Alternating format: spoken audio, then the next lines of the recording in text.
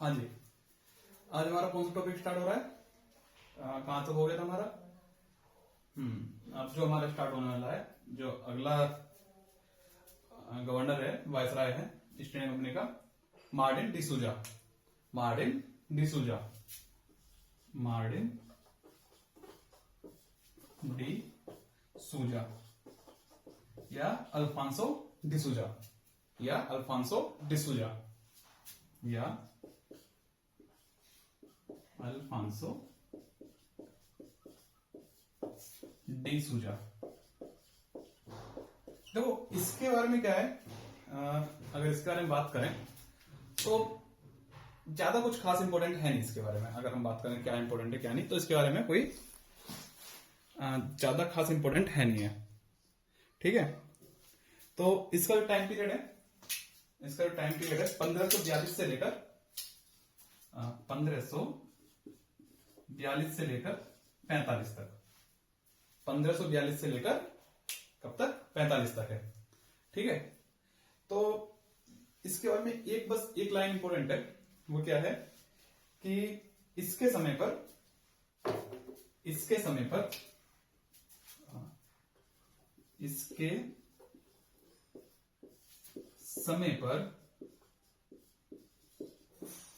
प्रसिद्ध जेसुइत संत ईसाई धर्म के प्रचारक, जो एक ईसाई धर्म के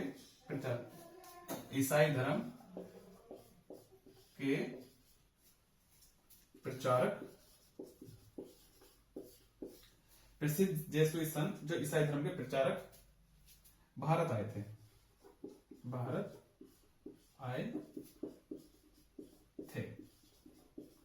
ठीक है, तो इसके बारे में क्या इंपॉर्टेंट है, बस यही एक चीज लाइन है इसके बारे में, ईसाई धर्म के प्रचारक जो भारत आए थे। ठीक है, तो हमारा इतना टॉपिक तो ये खत्म हो गया, जितने गवर्नर हैं जिनके वायसराय हमने पढ़ लिए। अब आगे क्या पढ़ना है हमें? अब जो हमें आगे देखना है, हमें देखना है जो पुर्तगाली भारत आए थे उनका भारत वालों पे क्या प्रभाव था। ठीक है, पुर्तगाली जो भारत आए थे तो भारत पे उनका क्या प्रभाव रहा है, भारत का उन पर क्या प्रभाव रहा है। ठीक है, पुर्तगाली जो भारत आए थे। ठीक है, एक मिनट रुको, मैं साफ पढ़ लूं थोड़ा सा।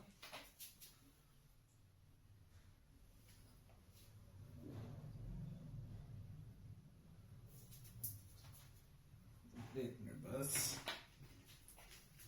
हाँ, तो सिंपल सी बात है, जब कोई तो वो लोग आए थे ना, उन्हें भारत के बारे में पता था, भारतीय को ना उनके बारे में पता था।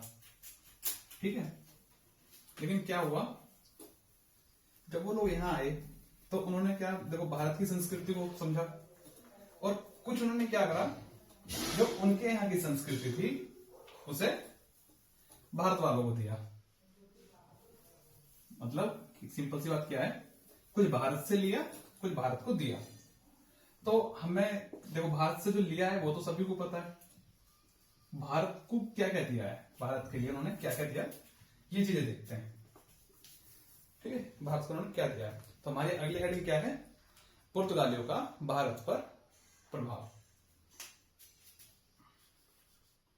पुर्तगालियों का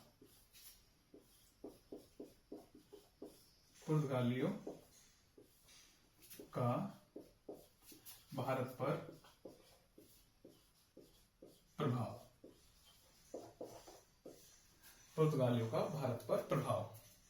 देखो इसे है ना, ये जो टॉपिक है यहां से पुर्तगालियों का भारत के ऊपर प्रभाव, ये आपके नॉर्मल एग्जाम में तो नहीं आने वाला, ना पूछने वाला कोई। ये कहां के लिए इंपॉर्टेंट है? अगर हमें क्या मेंस लिखने हैं या फिर कहीं अच्छे एग्जाम की तैयारी कर रहे हैं तो वहां के लिए ये फायदेमंद है। तो सबसे इंपॉर्टेंट क्या है? सबसे इंपॉर्टेंट क्या हुआ? भारतीय जनमानस,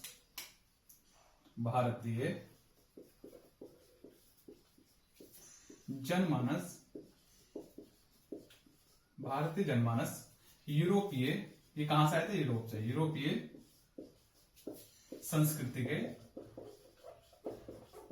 संपर्क में आया,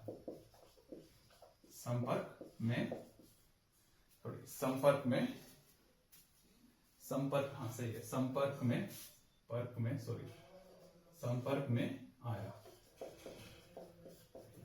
ठीक है, ये है क्योंकि देखो ये इससे पहले ऐसा नहीं कि मतलब पुर्तगाल नहीं था या यूरोप नहीं था, यूरोप भी था, सब थे, लेकिन एक दूसरे की संस्कृति को नहीं जानते थे।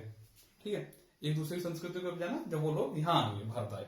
दूसरा क्या है, जो आज में देखो पुर्तगालियों को श्रेय जाता है, एक बहुत इंपॉर्टेंट, कई सारी चीजों का पुर्तगालियों के लिए श्रेय जाता है। देखो दूसरा क्या है, जापान के साथ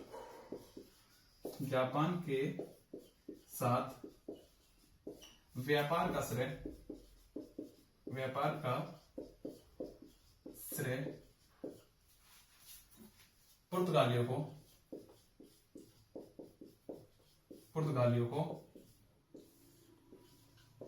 जाता है, पुर्तगालियों को जाता है। ठीक है, पुर्तगालियों के लिए जाता है। अगला क्या है, नेक्स्ट हमें देखें, जो देखो इन्होंने ना भारत को बहुत सारी चीज दी, भारत के लिए भी कई सारी चीजों की देन है। जैसे कि जो भारत को इन्होंने दिया है, पुर्तगालियों के आगमन से भारत में, देखो पुर्तगालियों के आगमन से भारत में, पुर्तगालियों के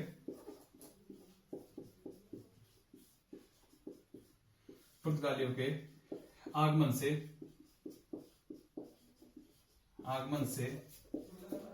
भारत में आलू, ठीक है, टमाटर, तंबाकू, आलू टमाटर तंबाकू की खेती, आलू टमाटर तंबाकू की खेती प्रारंभ हुई।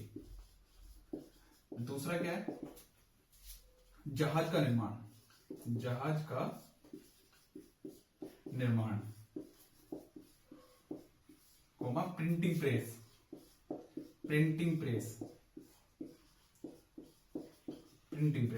जो आज भारत में जहाज का निर्माण हो रहा है, प्रिंटिंग प्रेस है, उन सबका श्रेय कैसे जाता है, पुर्तगालियों को। ठीक है, और एक और है, स्थापत्य के क्षेत्र में स्थापत्य के क्षेत्र में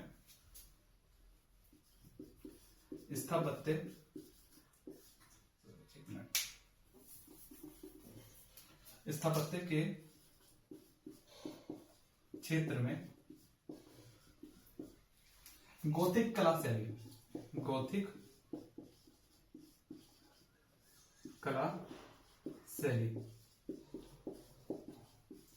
का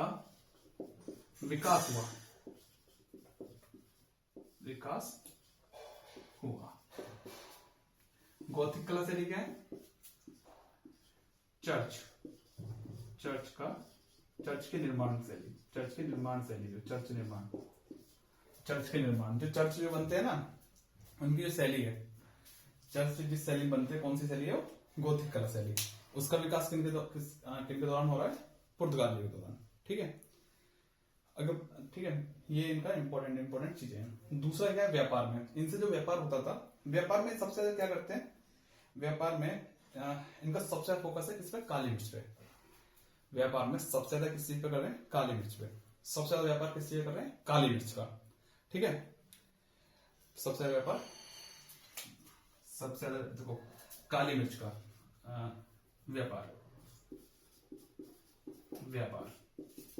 काली मिर्च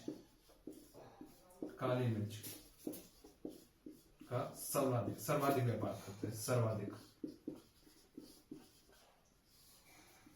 व्यापार, काली मिर्च का सर्वाधिक व्यापार करते थे।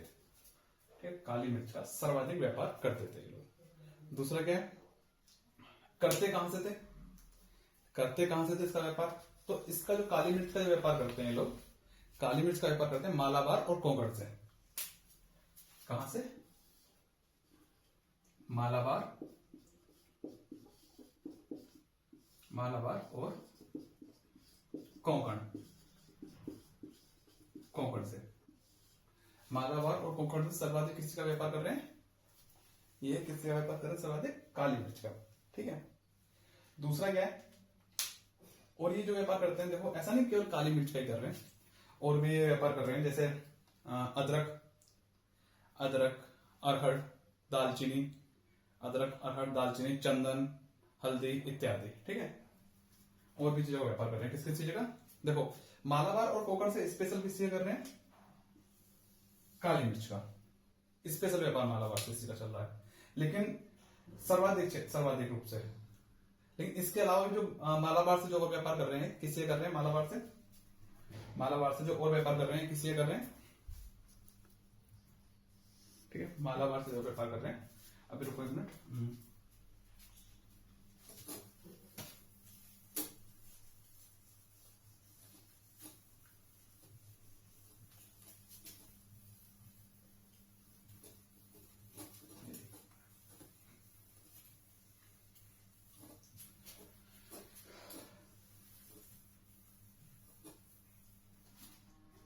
मालाबार से जो कर रहे हैं ये मालाबार से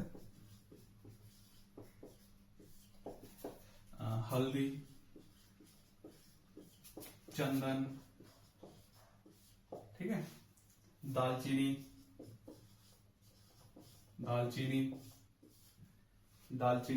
हल्दी, चंदन, दालचीनी, अरहड़, अदरक,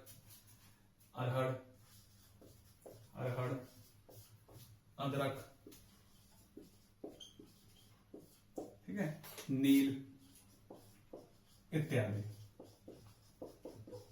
ठीक है, इत्यादि। इन सब का व्यापार किससे, कहां से कर रहे हैं? स्पेशल मालाबार से। स्पेशल कहां से कर रहे हैं? मालाबार से इनसे का व्यापार कर रहे हैं। ठीक है, तो हमने देख लिया इनसे जो लोग आए, इनसे संस्कृति मिली और कुछ चीज उन्होंने लिया, कुछ चीज देख गए हमारे से। तो ये सारी चीजें हमने देख ली। आगे जो है इसमें आगे हमें क्या देखना है? देखो और भी चीजें। उत्तर पश्चिम क्षेत्र है जो उत्तर पश्चिम भारत से, ये टाफ्टा का व्यापार कर रहे हैं। उत्तर पश्चिम भारत से, उत्तर पश्चिम भारत से टाफ्टा, टाफ्टा क्या है? एक प्रकार का कपड़ा है। टाफ्टा का व्यापार करते हैं। टाफ्टा का व्यापार, टाफ्टा है क्या? एक प्रकार का कपड़ा है। टाफ्टा एक प्रकार का क्या है? एक प्रकार का कपड़ा, ठीक है। दूसरा क्या है? देखो, उत्तर पश्चिम भारत से क्या है? टाफ्टा। जटामासी, दूसरा है जटामासी। जटामासी का व्यापार पश्चिम बंगाल से करते थे, है नहीं, सॉरी है नहीं, है थे, ठीक है, थे, है नहीं, ठीक है। तो देखो बहुत सारी चीजें हैं, सारी चीज तो नहीं पढ़ी जाएंगी, सारी चीज मतलब जितना इंपॉर्टेंट है वो चीज हम सारी देख रहे हैं, ठीक है। और बहुत सारी चीजें हैं। नेक्स्ट है इसमें एक अभी जो हम और कुछ देखते हैं। मेन चीज है पुर्तगालियों का पतन कैसे हुआ। पुर्तगालियों को जब इतना अच्छा खासा चल रहा था तो पुर्तगालियों का पतन का क्या हुआ? तो हुआ क्या था, ज्यादा कुछ इंपॉर्टेंट है नहीं इनके पुर्तगाली पतन के बारे में। अगर हम देखें 17वीं शताब्दी के प्रथम दशक में, 17वीं शताब्दी के का प्रथम दशक में पूरब में स्थापित पुर्तगालियों का साम्राज्य, पूरब में स्थापित है पुर्तगालियों का साम्राज्य, तो लगभग समाप्त हो गया था। 17वीं शताब्दी में पूरब में एक स्थापित था साम्राज्य पुर्तगालियों का, वो लगभग समाप्त हो गया था। तो उसका जो समाप्त हुआ तो उनका स्थान किसने लिया? डचों ने ले लिया उनका स्थान, डचों ने। तो इनसे आगे हम देखते क्या है, इनसे अगला जो टॉपिक है डचों का है, डच देखेंगे, ठीक है। और डचों ने ले लिया, दूसरा और किसने लिया? अंग्रेजों ने ले लिया, ठीक है। और जितना जरूरी है वो चीज हमने देख ली है, और तो जो बातें हैं वो केवल समझने का टॉपिक है, इसके अलावा और कुछ नहीं है उसमें, ठीक है। आगे क्या है? नेक्स्ट अगला जो इसमें चीज आएगी हमारी कि जब हमने क्या देखा, खत्म हो चुके हैं, खत्म होने की ओर चल रहे हैं। अभी इसमें एक जो इंपॉर्टेंट है, एक इंपॉर्टेंट क्या है? अंग्रेज शासक चार्ल्स सेकंड के साथ, अंग्रेज शासक चार्ल्स सेकंड, अंग्रेज शासक चार्ल्स सेकंड के साथ पुर्तगाली राजकुमारी का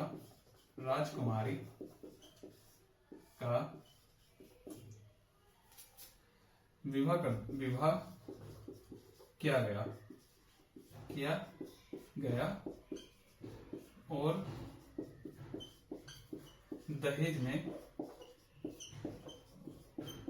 बंबई दिया, दहेज में बंबई दिया। ठीक है, तो ये इतना किसके बारे में, पुर्तगालियों के बारे में। तो ये तो क्या है, हमने एक पूरी सारी चीज देख ली है। मेन इंपॉर्टेंट क्या है, अगर जो लोग स्पेशल केवल जिन्हें फैक्चुअल डिटेल देखनी है, फैक्चुअल देखना है केवल, तो वो चीज मैं आपको दिखा दे रहा हूं। एक मिनट, हाँ बस।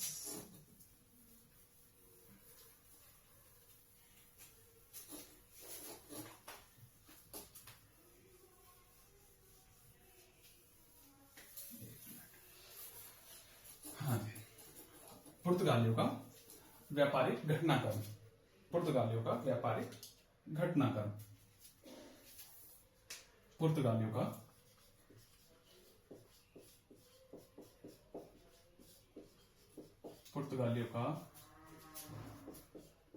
व्यापारिक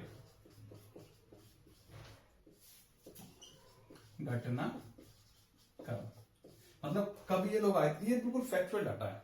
ये जो है, पहली बात तो ध्यान रखो, ये है बिल्कुल क्या, एक फैक्चुअल डाटा, जिसमें कि आपके लिए ये एग्जाम ओरिएंटेड, देखो जो फोर्थ लाइन के एग्जाम होते हैं उनके लिए एग्जाम, ये जो डाटा है ना आंसर बहुत एफिशिएंट है। यहाँ से जो डाटा है जो फुल्ली फैक्चुअलिटी से भरा हुआ है, इसमें क्या है, हम एक तरफ से देखेंगे कौन कब आया, क्या हुआ क्या नहीं हुआ। इसमें क्या है, 1498 में, 1498 में, 1498 में वास्को दा गामा भारत आया। ठीक है, दूसरा क्या है, 1498 में आया। फिर 1503 में क्या है, पहला दुर्ग स्थापित करा कोचीन में। 1503 में, 3 ईस्वी में कोचीन में पहला दुर्ग स्थापित किया।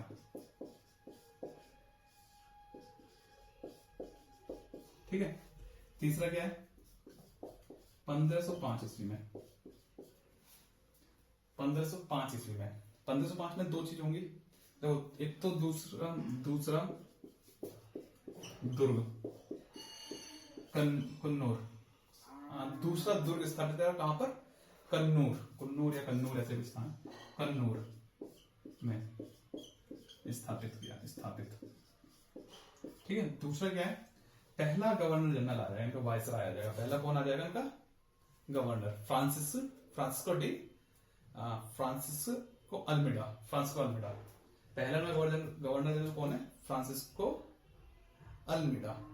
फ्रांसिस्को अल्मीडा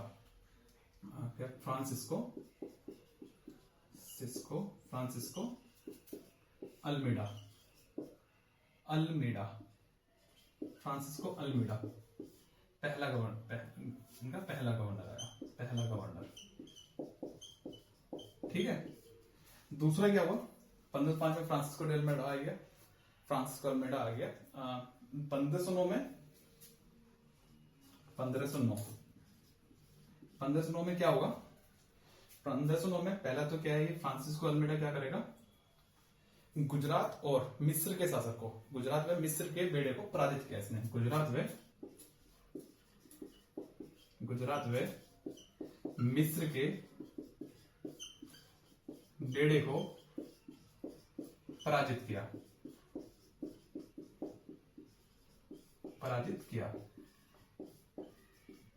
ठीक है, 1509 में उसे पराजित किया। नेक्स्ट अगला क्या है, 1511।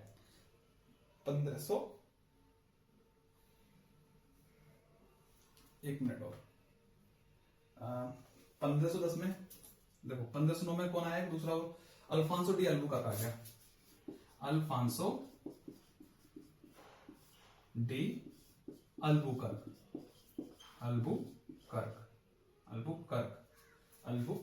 कौन आया, अल्बुकर्क। ठीक है, अब क्या होगा, अब 1510 में बीजापुर के सुल्तान से गोवा बीजापुर के सुल्तान कौन है? इस्माइल आदिल शाह। बीजापुर का सुल्तान कौन है? इस्माइल आदिल शाह। बीजापुर के सुल्तान से गोवा छीना। ठीक है। 1511, अब 1511 में क्या हो रहा है? मलाया द्वीप, 1511 में मलाया द्वीप प्राप्त किया। ठीक है। 1515 में फारस की खाड़ी में स्थित 1515 में फारस की खाड़ी में स्थित फारस की खाड़ी के मुहाने पर स्थित हरमुज, एक स्थान है हरमुज, उसे प्राप्त किया। ठीक है। उस पर हरमुज पर अधिकार कर लिया। कब? 1515 में। मैं लिखवा रहा हूं जो इंपॉर्टेंट है आपके लिए। मैं वो चीज जो कम इंपॉर्टेंट है उसे मैं आपको केवल समझाता चल रहा हूं। ठीक है। नेक्स्ट है 1530 ईस्वी में गोवा को भारत की राजधानी बनाया। देखो, केवल उस क्षेत्र की राजधानी बनाया जिस पे लोग शासन कर रहे हैं पुर्तगाली, पूरे उसके नहीं बनाया। किसके बनाया? जिस पे पुर्तगाली शासन कर रहे हैं। अगला क्या है? 1535 द्वीप पर अधिकार करा। 1535 में क्या करा? द्वीप पर अधिकार किया। ठीक है। 1559 पे क्या है? दमन पर अधिकार किया। 1559 दमन पर अधिकार किया। 1566 पुर्तगालियों व तुर्कों के बीच समझौता हुआ। 1566 पुर्तगालियों व तुर्कों के बीच समझौता हुआ। नेक्स्ट है 1612। देखो 1596, देखो सारे जो डाटा जो इंपॉर्टेंट है वो मैं आपको बता दे रहा हूँ। और जितने भी हमारे जैसे जो नोट्स हैं, क्लास के नोट्स हैं, वो आपको टेलीग्राम चैनल में मिल जाएंगे।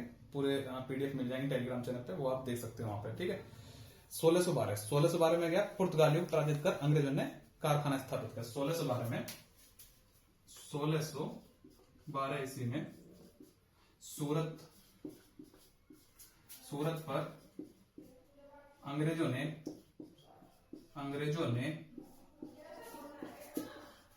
पुर्तगालियों को हराकर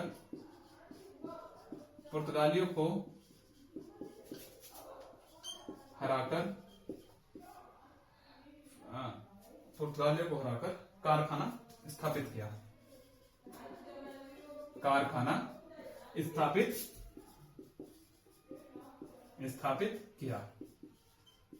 ठीक है। तो ये कुछ फैक्चुअल डाटा है। और भी है, जैसे 1641 में मलक्का से डचों को 1641 में पुर्तगालियों को डचों ने खदेड़ दिया। ठीक है। 1659 में श्रीलंका से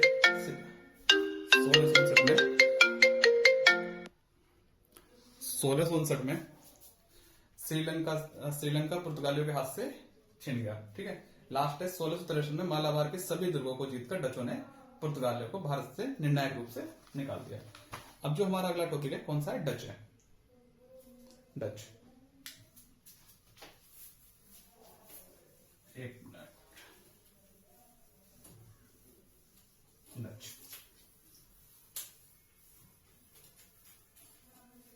देखो डच है ना, इतनी इंपॉर्टेंट है नहीं। डचों का क्या है? डच है ना, एक इतना इंपॉर्टेंट टॉपिक नहीं है। और जो डचों का है, तो डचों के बारे में ज्यादा नहीं देखेंगे। डच रहे और डेंस रहे, इनके बारे में कम देखेंगे। डच, ठीक है। डच के बारे में क्या है हम अभी देख ही चुके हैं। पुर्तगालियों को हटा के आए, पुर्तगालियों का स्थान लिया है इन्होंने। ठीक है। इनकी जो सबसे बड़ी विशेषता ये थी, इन्होंने अपने आप को पूर्णतः व्यापारिक कंपनी के रूप में स्थापित किया था। इन्होंने अपने आप को भारत में पूर्णतः व्यापारिक कंपनी के रूप में स्थापित किया। तो पुर्तगालियों क्या था? वो है ना, भारतीय धर्म में हस्तक्षेप कर रहे थे बहुत ज्यादा। पुर्तगाली क्या कर रहे थे? भारतीय धर्म में हस्तक्षेप कर रहे थे बहुत ज्यादा। लेकिन डचों का क्या था? डचों ने कोई भी भारतीय धर्म में हस्तक्षेप नहीं किया, और इसलिए ये ठीक ठाक भी चले। इन्होंने अपनी डच ईस्ट इंडिया कंपनी की स्थापना भी की थी। ठीक है। इन्होंने डच ईस्ट इंडिया कंपनी की स्थापना की थी। एक मिनट।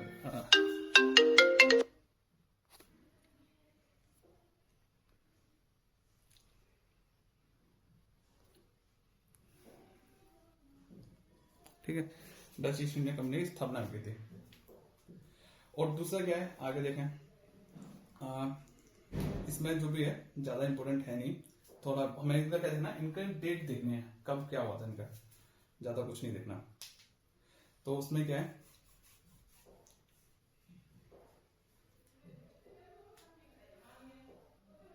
ठीक है, पहला क्या है इनके बारे में इंपॉर्टेंट क्या देखें, 1605 में मसूलीपट्टनम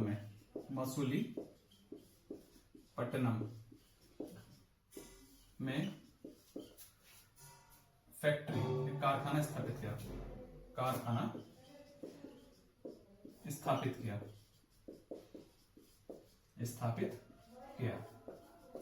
ठीक है। 1605 में कहां पे, मसूलीपट्टनम में पहला कारखाना स्थापित किया। देखो पहला कारखाना, ये मसूलीपट्टनम में पहला कारखाना, मसूलीपट्टनम में पहला कारखाना स्थापित किया। पहला कारखाना स्थापित कहां करा है, मसूलीपट्टनम में, ठीक है। और ये क्या है, मसूलीपट्टनम में जो इन्होंने पहला कारखाना स्थापित किया, यही मुख्यालय बना लिया इन्होंने। तो इसका मुख्यालय भी क्या था, पहला मुख्यालय क्या है इनका, यही पहला मुख्यालय भी बना इनका, मुख्यालय, ठीक है, यही पहला क्या है, मुख्यालय है। दूसरा क्या है, 1610 में पुलिकट में, ठीक है, 1610 में इन्होंने इसे पुलिकट में स्थापित किया। 1610 में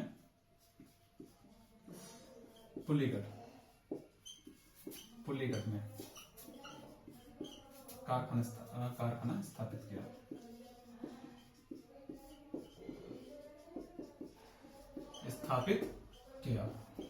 और जो मुख्यालय है, पहला क्या था 1605 में मछलीपट्टनम में, 1610 में क्या करा इन्होंने, कारखाना बना दिया, इस से मुख्यालय बना लिया। 1610 में पुलिकट में से मुख्यालय बनाया,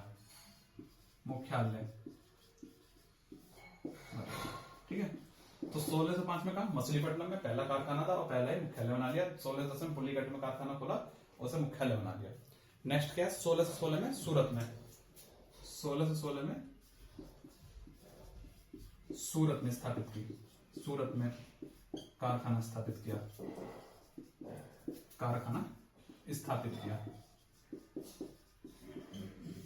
ठीक है। उसके बाद क्या है, उसके बाद कई सारा डाटा है इसमें। 1641 में बिमलीपट्टनम में, 1645 में कारिकल में, 1653 में चिंसुरा में, 1658 में कासिम बाजार पटना, बालासर व नेगापट्टनम में, और 1643 में कोचीन में, 1663 में कोचीन में, ठीक है। ये सब इनका फैक्चुअल डाटा। तो डचों के बारे में ज्यादा पूछा नहीं जाता, तो इसलिए ज्यादा कुछ है नहीं। और जो जितना आपको जैसा और इनका पढ़ना है, तो जो हमारे नोट्स हैं वो आपको टेलीग्राम चैनल पे मिल जाएंगे, ठीक है। और टेलीग्राम चैनल का जो लिंक है आपको वीडियो के डिस्क्रिप्शन में मिल जाएगा, ठीक है। अगला है हमारा डैम। अगला हमारा कौन सा टॉपिक है, dam.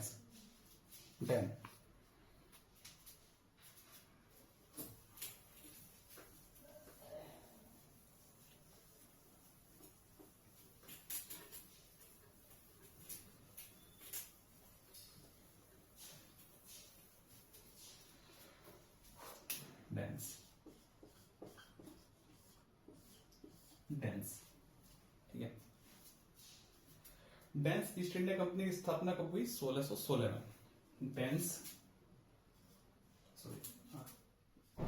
Dense east India company की स्थापना, ईस्ट इंडिया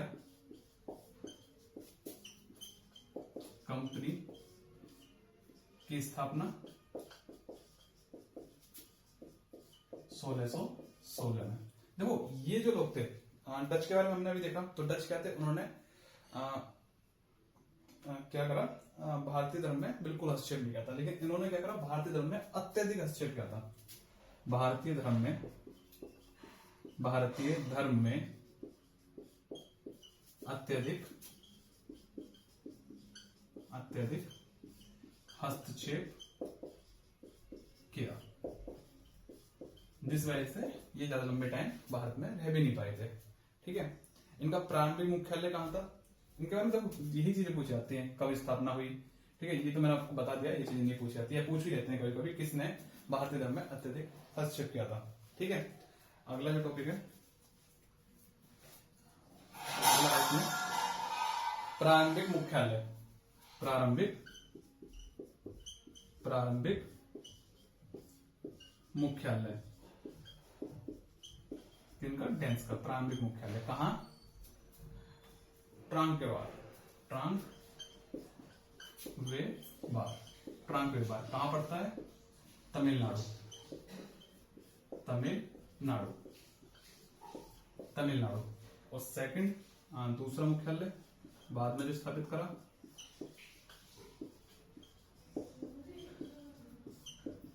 दूसरा मुख्यालय जो इन्होंने स्थापित किया वो कहाँ था? वो सेरामपुर, सेरामपुर कहाँ? सेरामपुर, सेरामपुर, पश्चिम बंगाल, ये पश्चिम बंगाल। ठीक है, तो इनके बारे में कितना पूछा जाता है भाई? इतना ही। इनके बारे में और कुछ ज्यादा इनका क्या हुआ देखो, इन्होंने अत्यधिक धर्म हस्तक्षेप किया तो भारत वालों ने इन्हें बिल्कुल पसंद नहीं किया, तो इन्होंने क्या करा, लास्ट टाइम पे अपनी जितनी बस्तियां थी सारी की सारी बस्तियां ईस्ट इंडिया कंपनी में बेच के चले गए। तो इनके बारे में इतना ही है। और जो कल देखते हैं, कल देखेंगे ईस्ट इंडिया कंपनी। और नोट्स के लिए नोट्स चाहिए तो टेलीग्राम चैनल है, टेलीग्राम पे जाए, और टेलीग्राम जो चैनल है वो है GS by Paras Sant sir. ठीक है, यहाँ पे आपको क्या है, नोट्स मिल जाएंगे, आपको नोट्स मिल जाएंगे, सारे जितनी क्लास हो रही है उनकी PDF फाइल मिल जाएंगी आपको। ठीक है, मिलता है।